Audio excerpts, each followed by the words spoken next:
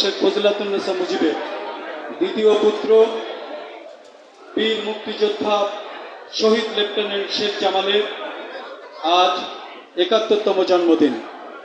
গতকাল ছিল 28 এপ্রিল 1954 সাল। জাতির পিতা বঙ্গবন্ধু শেখ মুজিবুর রহমানের দ্বিতীয় পুত্র বীর মুক্তিযোদ্ধা শহীদ লেফটেন্যান্ট শেখ জামালের শুভ জন্মদিন। জন্মদিনকে কেন্দ্র করে আজ বাংলাদেশ আওয়ামী যুবলীগের উদ্যোগে এই আলোচনা সভা সভাপতিত্ব করছেন বাংলাদেশ আওয়ামী যুবলীগের সম্মানিত চেয়ারম্যান, মেধা, মনন আর প্রজ্ঞার প্রতিচ্ছবি, যুব রাজনীতির শুদ্ধ পুরুষ, যার বলিষ্ঠ নেতৃত্বের কারণে যুবলীগ আজ মানবিক যুবলীগে রূপান্তরিত হয়েছে। যুবলীগের শুদ্ধ পুরুষ, বাংলাদেশ আওয়ামী যুবলীগের প্রতিষ্ঠাতা চেয়ারম্যান শহীদ শেখ ফজলুল হক মনির সুযোগ্য সন্তান জনাব শেখ ফজলে শামস পরশ প্রধান অতিথি হিসেবে মঞ্চ অলঙ্কৃত করেছেন এবং যুব সমাজের উদ্দেশ্যে গুরুত্বপূর্ণ বক্তব্য রাখবেন গণপ্রজাতন্ত্রী বাংলাদেশ সরকারের গৃহায়ন ও গণপূর্ত মন্ত্রণালয়ের মাননীয় মন্ত্রী, ব্রাহ্মণবাড়িয়া জেলা আওয়ামী লীগের বিপ্লবী সভাপতি।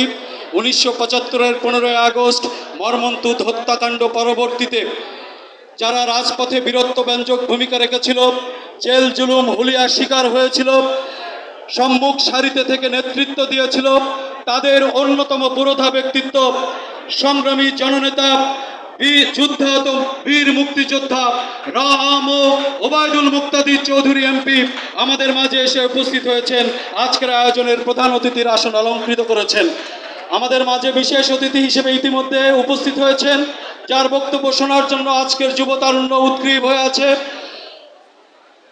বীর মুক্তিযোদ্ধা 21 পদকপ্রাপ্ত বিশিষ্ট সাংবাদিক, 1975-এর 15 আগস্ট মর্মন্তুদ হত্যাকাণ্ড পরবর্তীতে তিনিও রাজপথে বীরত্বব্যঞ্জক ভূমিকা পালন করেছিলেন।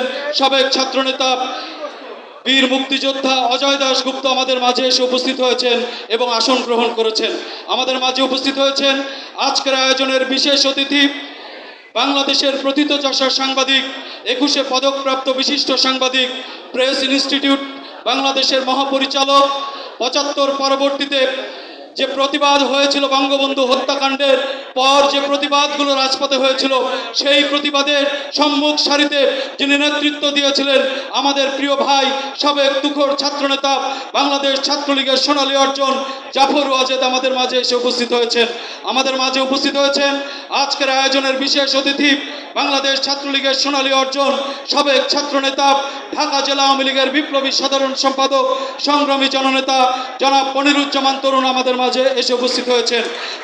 আজকের আয়োজন সঞ্চালনা করবেন বাংলাদেশ আওয়ামী যুবলীগের বিপ্লবী সাধারণ সম্পাদক, হামলা, মামলা, নির্যাতন আর কারাগার থেকে বেড়ে ওঠা নেতৃত্ব বাংলাদেশ আওয়ামী যুবলীগ ঢাকা মহানগর উত্তরের সাবেক সফল সভাপতি, সাবেক সফল সাধারণ সম্পাদক, ঢাকা 14 আসনের মাটি ও মানুষের নেতা, যুবলীগের গর্ব আলহাজ মোহাম্মদ মাইনুল হোসেন খান নিখিল এমপি আমাদের মাঝে এসে উপস্থিত হয়েছেন।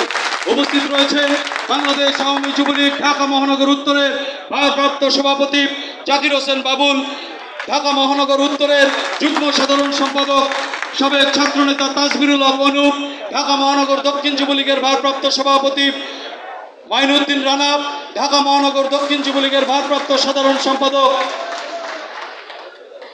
HM রেজাউল করিম রেজা, ঢাকা জেলার বিপ্লবী আহ্বায়ক মিজানুর রহমান সহ যুগ্ম আহ্বায়ক বৃন্দ, বাংলাদেশ আওয়ামী যুবলীগের কেন্দ্র নেতৃবৃন্দ, ঢাকা মহানগরের নেতৃবৃন্দ, বিভিন্ন ওয়ার্ড থেকে আগত আমাদের যুবলীগের প্রাণ, যুবলীগের ভাই ও বোনেরা, সবাইকে বাংলাদেশ আওয়ামী যুবলীগের পক্ষ থেকে জানাচ্ছি রক্তিম শুভেচ্ছা এবং অভিনন্দন।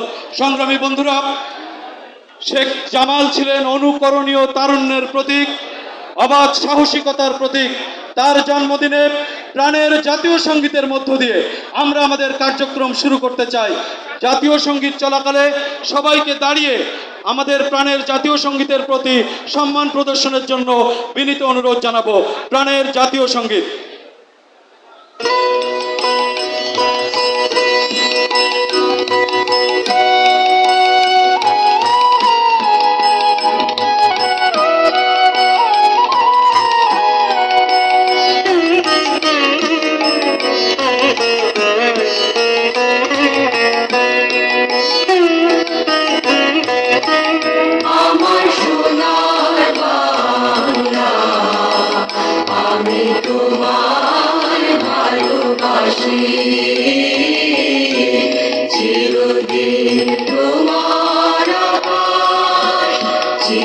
নদী তোমার আকাশ তোমার বাতাস আমার প্রাণে ও মা আমার প্রাণে বাজায় বাঁশি সোনার বাংলা আমি তোমায় ভালোবাসি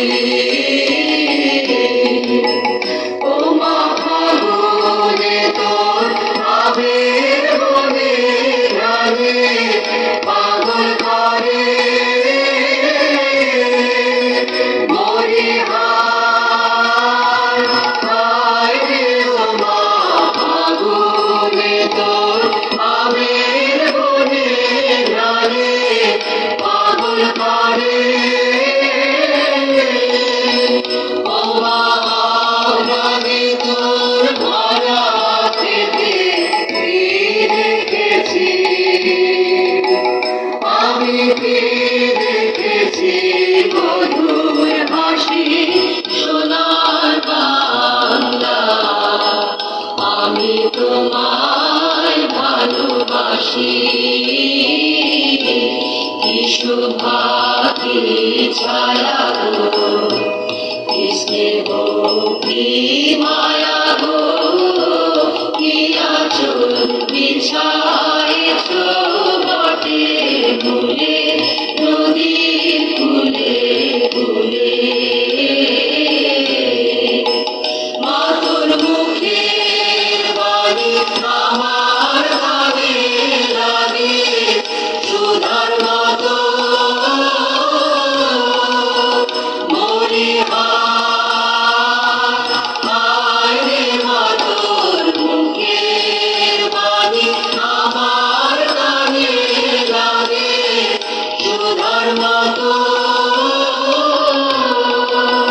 মা তোর বাদন খানি মনের ঘরে আমি নয়ন ও মা আমি নয়ন জলে ভাসি সোনার বাংলা আমি তোমায় ভালোবাসি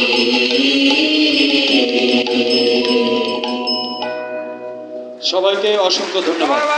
সবাই যে যেভাবে বসেছিলেন স্ব স্ব আসনে আপনারা আসন গ্রহণ করুন। এ পর্যায়ে পবিত্র ধর্মগ্রন্থ থেকে পাঠ, প্রথমে পবিত্র কোরআন থেকে তেলাওয়াত করবেন।